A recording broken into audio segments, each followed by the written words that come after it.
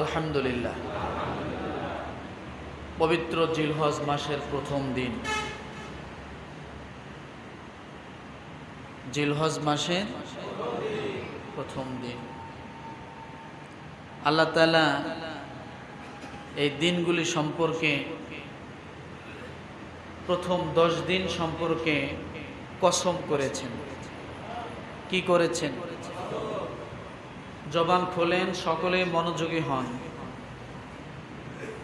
যে 10টা দিন সম্পর্কে আল্লাহ কসম করলেন, এই 10টা দিনের গুরুত্ব আছে না নাই? আমি প্রায় সময় আপনাদেরকে বোঝানোর জন্য বলি, সে বুঝটা কি, যে আমরা যে কোনো বিপদ আপদে পড়লে কোরআন শরীফ নিয়ে কসম করি। করি কি করি না? কেন করি? আমার ওই কথাটাকে বুঝাইতে চাই যে আমি এই কাজটা করি নাই বা করেছি। কথা ঠিক কিনা? কোরআন শরীফ ধরার অর্থ আমি তাকে বুঝাইতে চাচ্ছি যে আমার কথার গুরুত্ব আছে। কোনো জিনিস হারিয়ে গেলে, কোনো সমস্যা হলে একজন আরেকজনকে বলে, তুমি যদি মসজিদে দাঁড়ায়া এই কথাটা বলতে পারো তাহলে আমি তোমাকে মাফ করব। আছে না নাই? একটু জবান খোলেন। কেন? মসজিদ একটা গুরুত্বপূর্ণ জায়গা। কথা ঠিক কিনা? এই জন্য মসজিদে বললে মাফ, এটা মনে করি। এরপরে সন্তানের মাথায় হাত দিয়ে কসম আমাদের সমাজে আছে না নাই? কথা বলেন। কেন?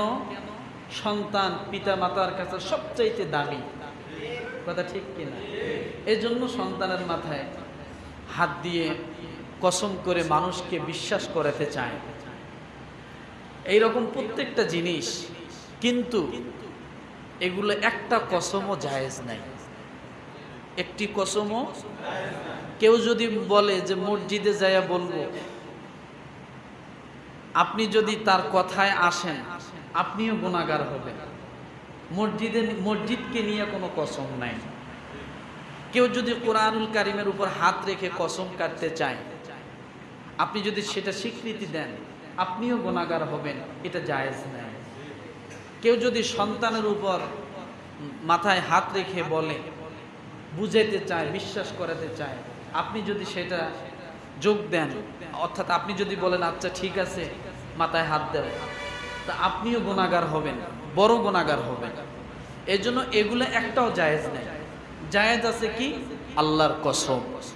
কোনটা বলতে হবে? কোনটা বলতে হবে? আল্লাহর কসম ছাড়া দ্বিতীয় আর কোনো কসম নাই। এখন আপনি একটা বিষয়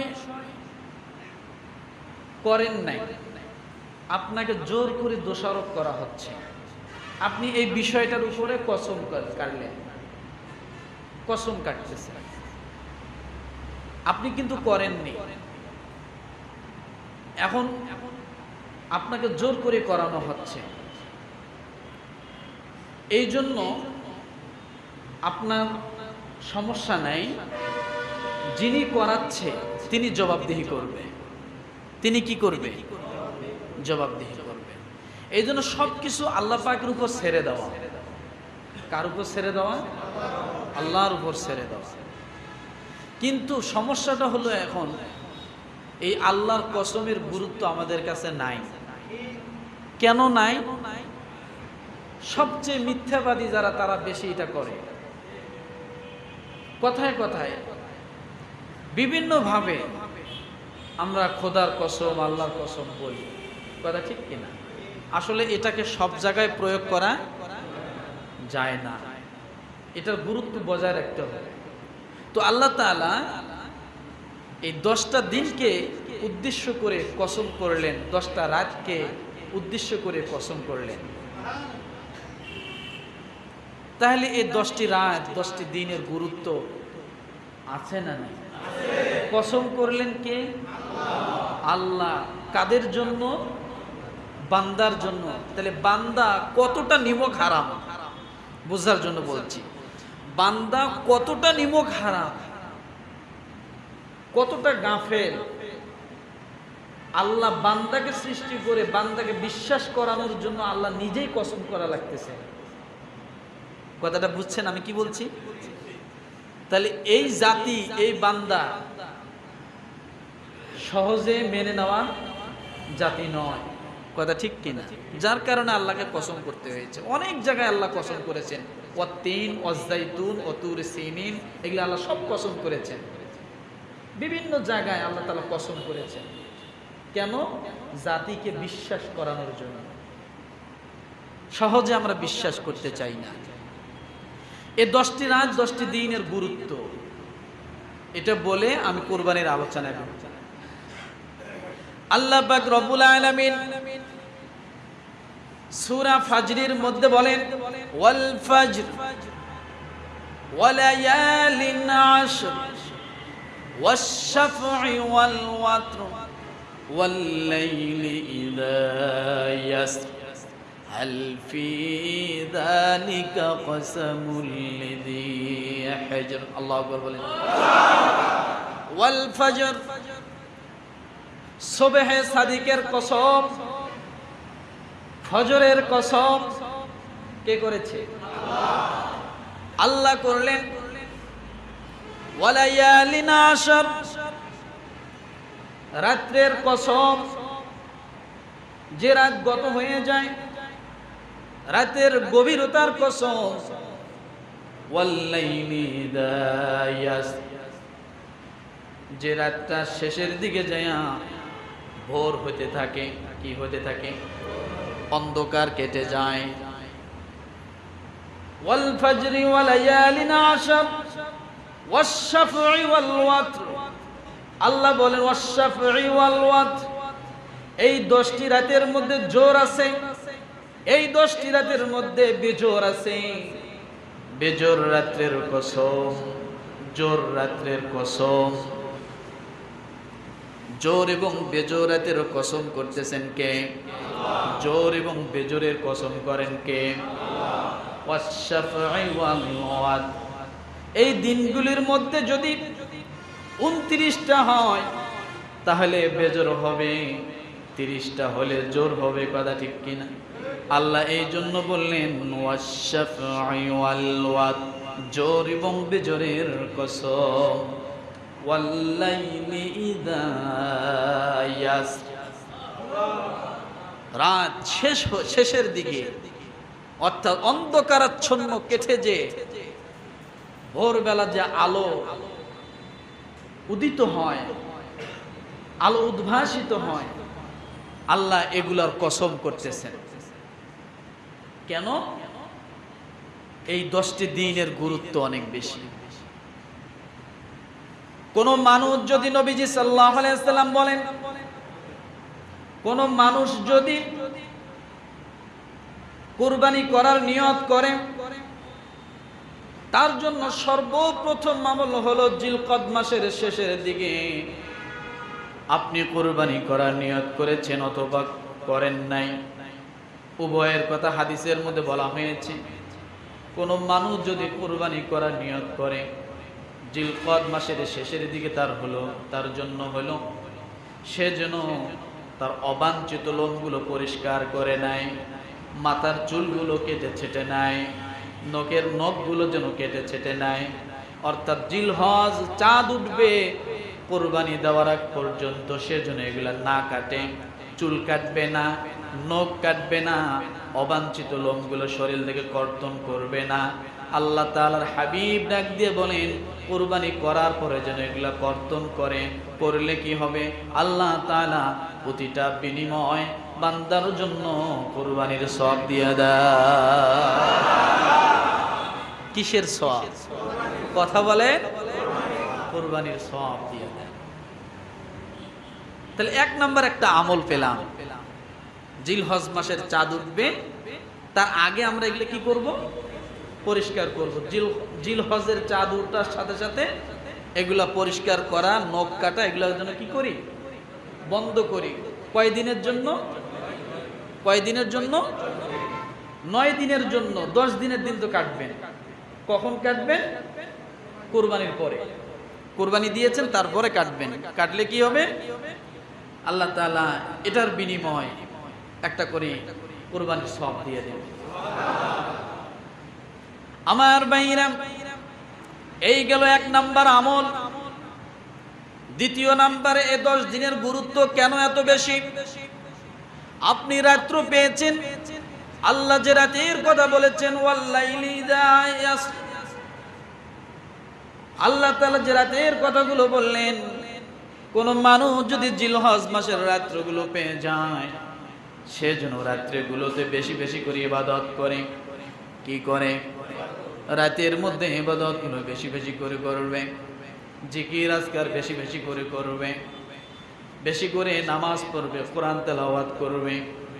কোন মানুষ যদি এই রাতগুলোতে যদি ইবাদত করতে পারে, এই রাতের 2-4 রাকাত নামাজ যদি পড়তে পারে, কোরআন তেলাওয়াত করতে পারে, জিকির করতে পারে, আল্লাহর হাবিব ডাক দিয়ে বলেন, সেজন্য সবে কদরের রজনীতে ইবাদত করে ফেলল।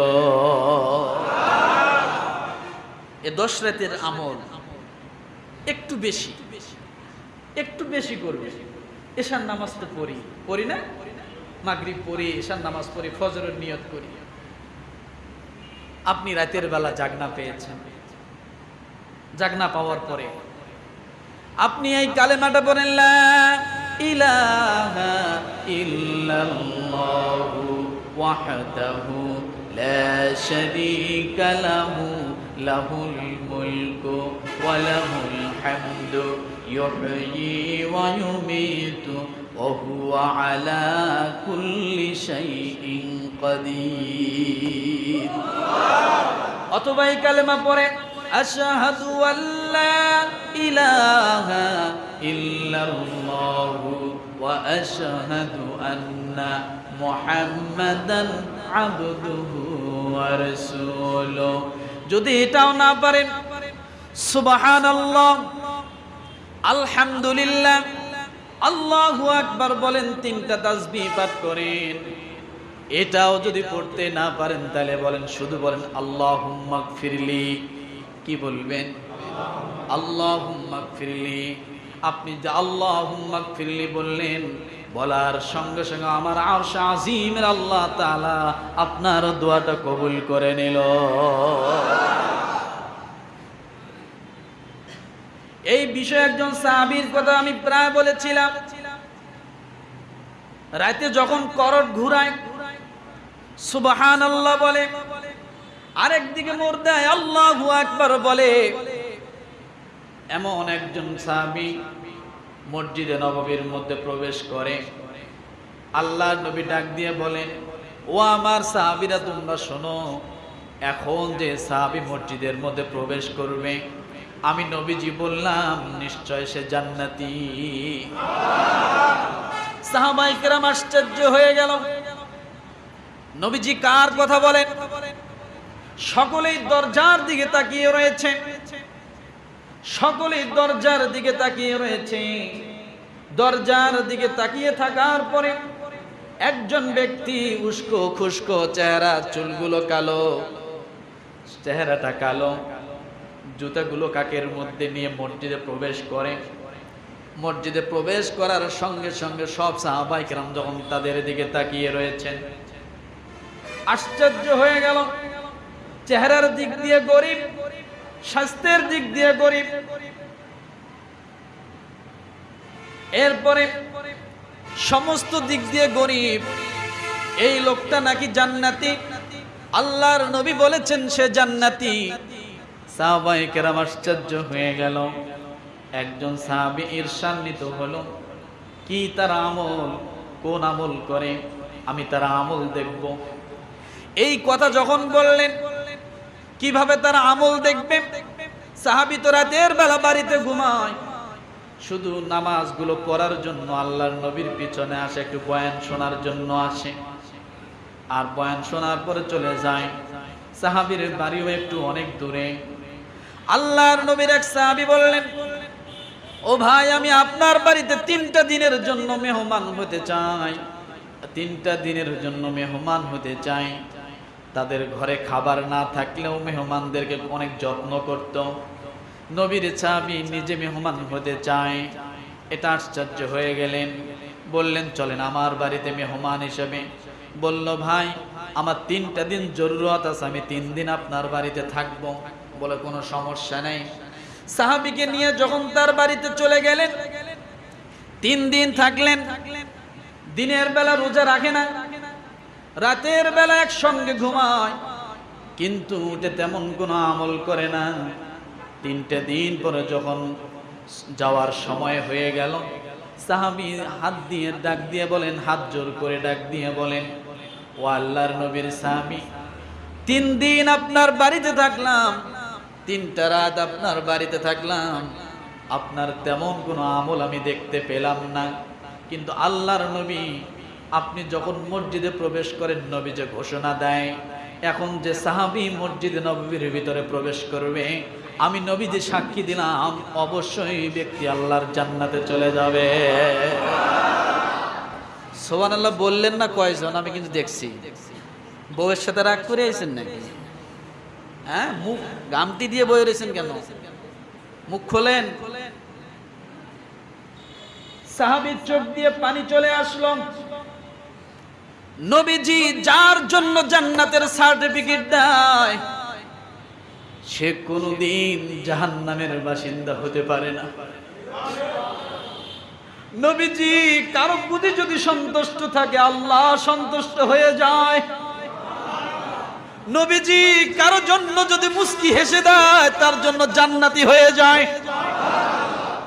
নবীজি আদর করে কারো মাথায় যদি একটিবার হাত দেয়, আমার আল্লাহ তাআলা দুনিয়া আখিরাতের বাদশাহী তাকে দান করে দেয়। আল্লাহ নবী বলেছেন জান্নাতে চলে যাবে। সাহাবী শুনে চোখ দিয়ে পানি টপ টপ করে ছেড়ে দিয়েছে। নবীজি সাক্ষী দেয় জান্নাতে যাবে। ও আল্লাহর নবীর সাহাবী, আপনি আমার বাড়িতে 3 দিন মেহমান থাকলেন, আমার তেমন কোনো আমল দেখলেন না, তেমন কোনো আমল নাই। কিন্তু আমি রাসূলের কাছে শুনেছিলাম, ঘুমানোর সময় কোনো ব্যক্তি যদি বালিশে মাথাটা লাগাইয়া দুনিয়ার সমস্ত মানুষদের যাদের থেকে কষ্ট পেয়েছে, দুনিয়ার সমস্ত মানুষদেরকে যদি মাফ করে দেয়, আল্লাহ আজকে দিনের বেলা চলার ক্ষেত্রে যাদের সঙ্গে উঠা বসা করেছি, কারো দ্বারা যদি আমি কষ্ট পাই, আমি তাকে মাফ করে দিলাম। আল্লাহ আমি যদি কাউকে কষ্ট দিয়ে থাকি, দয়া করে তুমি তার পক্ষ থেকে মাফ করে দাও। এমন কথা যদি বলেন, ইস্তিগফার 70 বার কমসে কম যদি পাঠ করে, আস্তাগফিরুল্লাহ আস্তাগফিরুল্লাহ পড়েন না কেন? আস্তাগফিরুল্লাহ আস্তাগফিরুল্লাহ মন থেকে কেউ যদি এইভাবে কয়েকটি বার পড়তে পারে, আল্লাহ সঙ্গে সঙ্গে বান্দার জীবনের গুনাহগুলো মাফ করে দেয়, জিন্দেগীর সব গুনাহগুলো মাফ করে দেয়। সাহাবী ডাক দিয়ে বলেন, ও আমার আল্লাহর নবীর সাহাবী, আপনি আমার বাড়িতে মেহমান হয়ে আসছেন, আমার তেমন কোনো আমল নাই। আমি একটি আমল করি, রাতের বেলা যখন জাগনা পাই, ডান দিক থেকে যখন বাম দিকে করতটা ঘুরায় নেই, সঙ্গে সঙ্গে সুবহানাল্লাহ বলি। বাম দিক থেকে যখন ডান দিকে করতটা ঘুরায় নেই, আল্লাহু আকবার বলি। নবীজির কাছ থেকে যেদিন শুনেছিলাম এই আমলটা যে ব্যক্তি করবে, আল্লাহ তাআলা তার জন্য জান্নাত বরাদ্দ করে দেবে। যেদিন থেকে শুনেছি সেদিন থেকে আমল করে যাই। আল্লাহর নবীর সাহাবী ডাক দিয়ে বলেন, ভাই আল্লাহ তাআলা তোমার জীবনীতে তোমাকে বরকত দান করুক। তুমি এমন একটা আমল বেছে নিয়েছো যে আমলের বিনিময়ে আমার আল্লাহ তাআলা তোমাকে জান্নাতের বাসিন্দা বানায় দিয়েছে। এই জন্য এই 10 দিনের রাতের অনেক গুরুত্ব রয়েছে। যে ব্যক্তি রাতের বেলা আমল করবে, মনে হয় সব কদরের ন্যায় আমল করলো। এই রাতগুলোর গুরুত্বটা এত বেশি, এই জন্য আমার আল্লাহ তাআলা এই রাতগুলোর কসম করেছেন। তাহলে বুঝতে পারলাম চুল নখ কাটবো না, এরপরে আমরা দিনের বেলা রোজা রাখবো, রাতের বেলা ইবাদত করব। কোন মানুষ যদি এই জিলহজ মাসের প্রথম 10 দিনের মধ্যে যদি কোনো মানুষ রোজা রাখতে পারে দিনের বেলা, এক একটা রোজা হলো বান্দার জীবনের জন্য হলো 1 বছর রোজা রাখার সমান। একদিনের রোজা কথা বলে না, 1 বছর রোজা রাখার সমান। 10 দিন 9 দিন যদি কেউ রোজা রাখে, বিশেষ করে আরাফার দিনের রোজার কথা তো বলা হয়েছে, 9 তারিখ, কথা ঠিক কিনা? 9 তারিখের রোজা, এটা 2টা ফজিলত বহন করে, 2 দিকের ফজিলত। অর্থাৎ 9 তারিখে যদি কোনো মানুষ রোজা রাখে, তাহলে গত 1 বছরের গুনাহ আল্লাহ মাফ করে দেয়। 9 তারিখে যদি কেউ রোজা রাখে, আগামী 1 বছরের গুনার কাফফারা হয়ে যায়। দিন একটা, গতটা টেনেছে, আগামীটার কাফফারা হয়েছে, কথা ঠিক কিনা? এই জন্য আমরা যদি এই 10 দিনের 7 দিন পর্যন্ত রোজা রাখতে না পারি, অন্তত চেষ্টা করবেন 8ম দিন এবং 9ম দিন যেন রোজা রাখতে, অর্থাৎ 8ই জিলহজ 9ই জিলহজ যেন আমরা 2টা রোজা অন্তত কম রাখতে পারি। তাহলে কি হবে? আমার আল্লাহ তাআলা আপনার প্রতি খুশি হয়ে যাবেন। কোন মানুষ যদি, আরেকটি হাদিসের বর্ণনা এসেছে, কোন মানুষ যদি এইভাবে একটা দিন রোজা রাখে, 10 বছর রোজা রাখার চেয়ে উত্তম হয়ে যায়। কয় বছর? কয়টা আমল পেলাম? চুল নখ কাটবো না, এরপরে রাতের বেলা ইবাদত করব, দিনের বেলা কি করব? কথা বলেন। দিনের বেলা রোজা রাখবো। এরপরে বলা হয়েছে যে 9 তারিখ ফজর থেকে নিয়ে 13 তারিখ আসর পর্যন্ত মোট 23 ওয়াক্ত নামাজের সময় তাকবীরে তাশরিক, আল্লাহু আকবার, আল্লাহু আকবার, লা ইলাহা ইল্লাল্লাহু, আল্লাহু আকবার, আল্লাহু আকবার, ওয়ালিল্লাহিল হামদ। পুরুষরা জোরে জোরে বলবে প্রত্যেক ফরজ নামাজের পরে, মহিলারা একটু আস্তে বলবে তাদের একাকৃত নামাজের, ফরজ নামাজের পরে। কয় তারিখ থেকে? কথা বলেন। 9 তারিখ ফজরের পর থেকে নিয়ে 13 তারিখ আসর পর্যন্ত মোট 23 ওয়াক্ত নামাজের মধ্যে পড়বে আল্লাহু আকবার, আল্লাহু আকবার, লা ইলাহা ইল্লাল্লাহু, আল্লাহু আকবার, আল্লাহু আকবার, ওয়ালিল্লাহিল হামদ। একবার কমসে কম একবার করে পড়বে। এটা পুরুষদের জন্য জোরে পড়া ওয়াজিব, মহিলারা আস্তে পড়বে, এটাই তাদের জন্য ওয়াজিব প্রত্যেক ফরজ নামাজের পরে। এরপরে 10 দিনের আমল কি? 10ম দিনের আমল হলো নহর করা। মা মিন আইয়ামিন আমালু, আল্লাহ তাআলার হাবিব ডাক দিয়ে বলেন, জিলহজ মাসের 10 তারিখ কুরবানি এতটা আল্লাহ পাকের কাছে প্রিয়, ওই দিনের কুরবানি ব্যতীত আর কোনো আমল বেশি এতটা প্রিয় হয় না কুরবানি করা ছাড়া। কথা ঠিক কিনা? পুরা 10 দিনের আমল আল্লাহর কাছে সবচেয়ে বেশি প্রিয়, অন্য দিনের তুলনা এর থেকেও বেশি।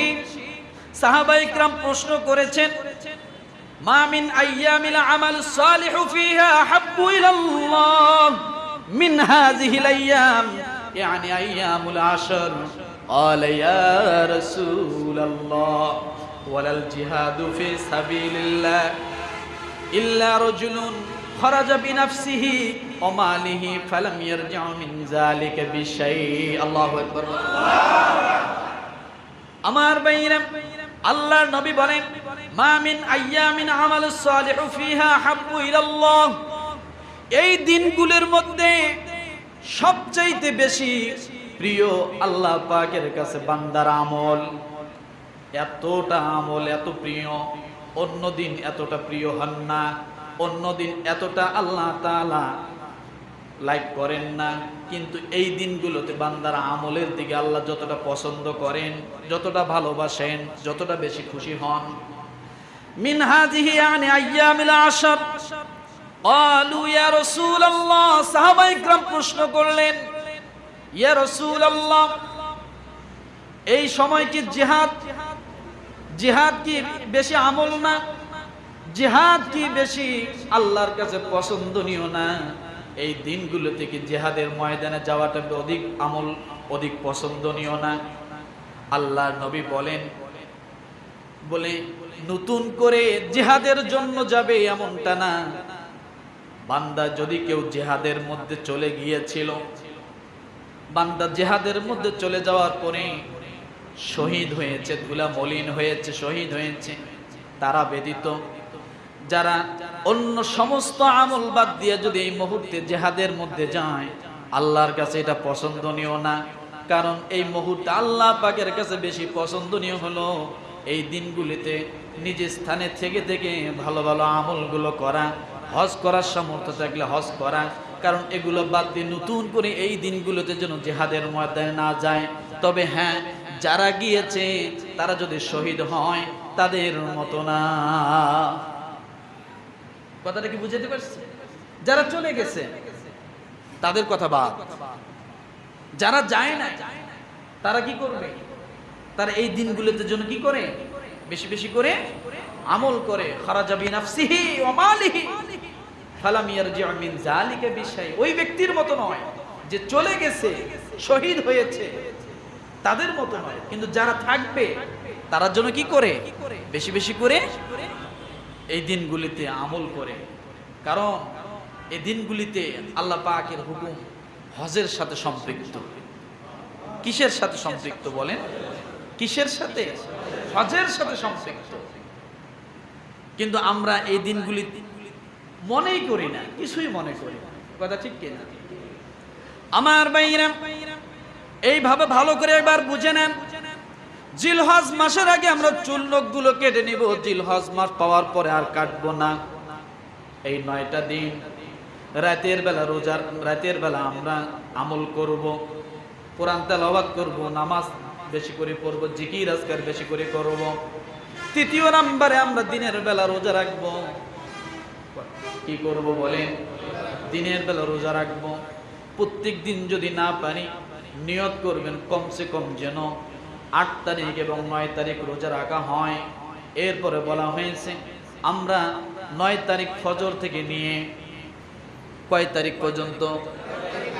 13 তারিখ আসর পর্যন্ত মোট 23 ওয়াক্ত নামাজে, ফরজ নামাজের পরে আইয়ামে তাশরিক গুলো পাঠ করব। আল্লাহু আকবার, আল্লাহু আকবার, লা ইলাহা ইল্লাল্লাহু, আল্লাহু আকবার, আল্লাহু আকবার, লিল্লাহিল হামদ। এরপরে বলা হয়েছে 10ম দিন আমরা কি করব? সকালে সকালে ঘুম থেকে উঠব, এরপরে আমরা গোসল দিব, ভালো কাপড় চোপড় পরিধান করব, তারপরে আমরা ঈদগাহে যাব, ঈদের নামাজ পড়ব, এরপরে আমরা কোরবানি করব। কি করব?